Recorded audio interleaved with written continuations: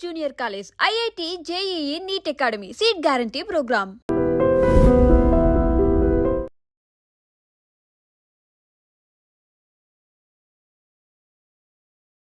దయ్యంతో selfie తీసుకునే ప్రయత్నం చేశారు గోగినేని బాబు గారు మొన్న ఊళ్ళో. కానీ ఆ దయ్యం చాలా క్లియర్ కనిపించిందట కదా, మీకు చెప్తున్నారు. ఆవిడ రాలేదుగా.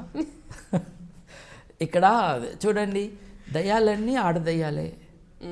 మీకు ఎప్పుడన్నా అనిపించిందా ఏంటి మగ దయ్యం ఎక్కడా లేదు, దయ్యాలన్నీ ఆడదయ్యాలే అని? మంచి చేసే దయ్యం ఉందా? లేదు కదండి.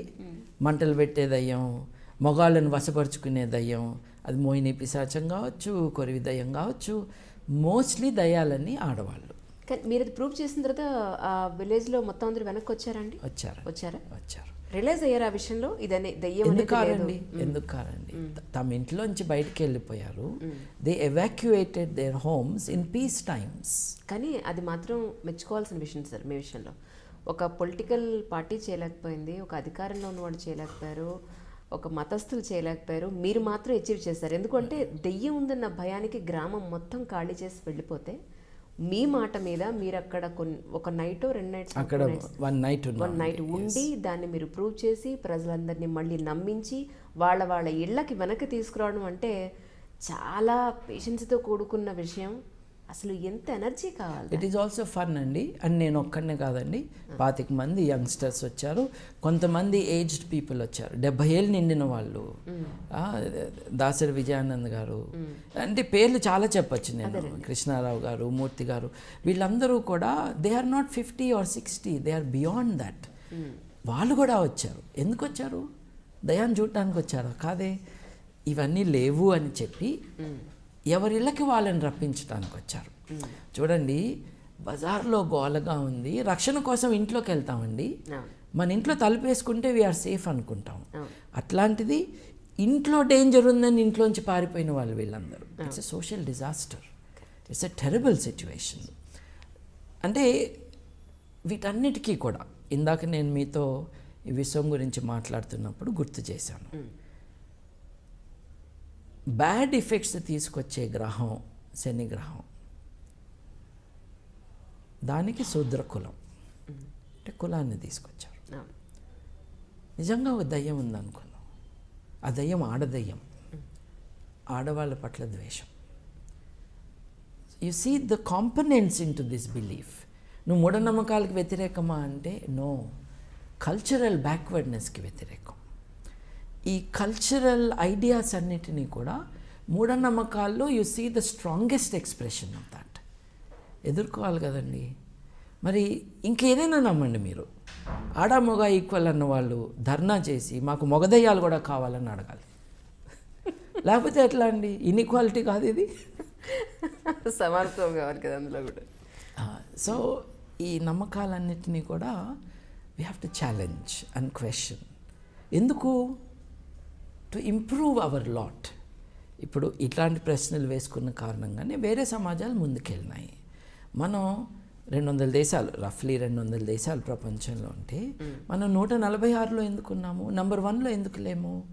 146లో ముందు వెనక చూసుకుంటే ఆఫ్ఘనిస్తాను, రువాండాను, నైజీరియాను, పాకిస్తాను, బంగ్లాదేశ్ ఉన్నాయండి మన చుట్టుపక్కల. జియోగ్రాఫికల్గానే కాదు, కల్చరల్ అచీవ్మెంట్స్లో, హక్కుల విషయంలో, మన స్టాండర్డ్ ఆఫ్ లివింగ్లో, ఈ హ్యూమన్ డెవలప్మెంట్ ఇండెక్స్లో మనం వెనుకబడి ఉన్నాం. మనం ఎంతకాలం అబద్ధాలు చెప్పుకుంటాము, మనం చాలా గొప్ప దేశము, మనని కొట్టే దేశం లేదు, మనం నాలెడ్జ్ ఎకానమీ అని. ఇప్పుడు 65% of the country is literate, అంటే 35% ఈజ్ నాట్. దాని అర్థం ఏంటో తెలుసా అండి?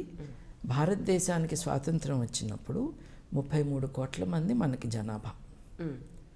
ఇవాళ భారతదేశంలో 33 కోట్ల మంది కంటే ఎక్కువ మంది నిరక్షరాస్యులుగా ఉన్నారు.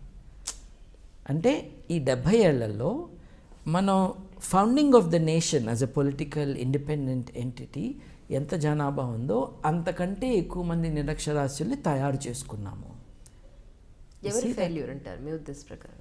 ఇది చాచా నెహ్రూ గారి first responsibility should have been to put everyone in school.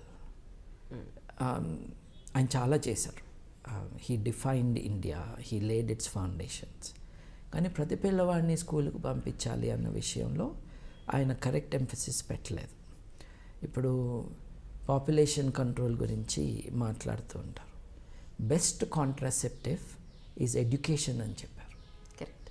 చదువుకుంటే ఆ ఇంట్లో 10 మంది పిల్లలు పుట్టరు, 2-3 పుడతారు. It is the best contraceptive. It is the experience of the world. అది చేయలేదు, ఇది చేయలేదు. ఆయనేమో మినిస్టర్గా రాజ్కుమారి కౌల్ అండి, అమృత్ కౌల్ ఐ థింక్, ఆవిడని పెట్టుకున్నారు.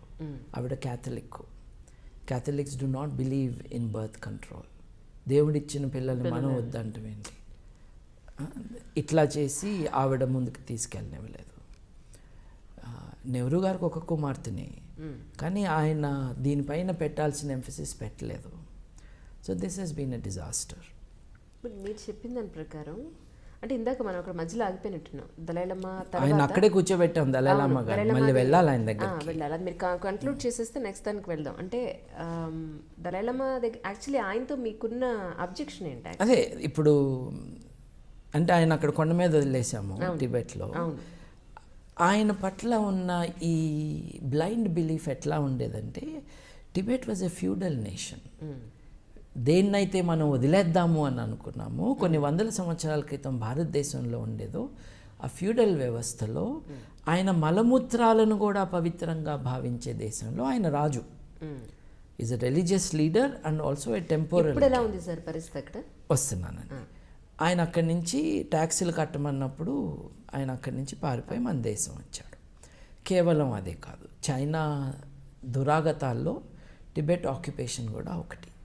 Okay. China has occupied Tibet. It need not have, it should not have. అది జరిగింది కదండి. అప్పుడు టిబెట్ యొక్క స్వాతంత్రం కోసం a wonderful representative was Dalai Lama. ఆయనకి గ్రేట్ పబ్లిక్ రిలేషన్స్, బాగా నవ్వుతాడు. There is a presence about him which is impressive. కాకపోతే ఆయన మతరాజ్యాన్ని స్థాపిస్తాడు కానీ డెమోక్రసీని స్థాపించడు.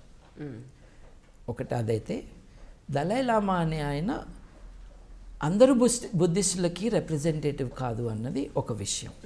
ఇందాక అన్నట్టుగా there is Hinayana, there is Mahayana, there is Vajrayana, there is now Ambedkar's Navayana. Vajrayana అన్నది చాలా చిన్నది. ప్రపంచంలో 33 కోట్ల మంది బుద్ధిస్టులు ఉన్నారండి. వాళ్ళల్లో దలైలామా గారి లెక్కల ప్రకారం 60 లక్షల మంది మట్టుకే వజ్రాయనలో ఉన్నారు. చైనా లెక్కల ప్రకారం, చైనా అయితే 25 లక్షలే అని చెప్తుంది. దలైలామా గారు చెప్పింది ఏంటి అంటే వజ్రాయన బుద్ధిజంలో 60 లక్షల మంది ఉన్నారు అని. ఈ 60 లక్షల మంది అందరూ దలైలామా వెనకలేరు. దాంట్లో 4 స్కూల్స్ ఉన్నాయి.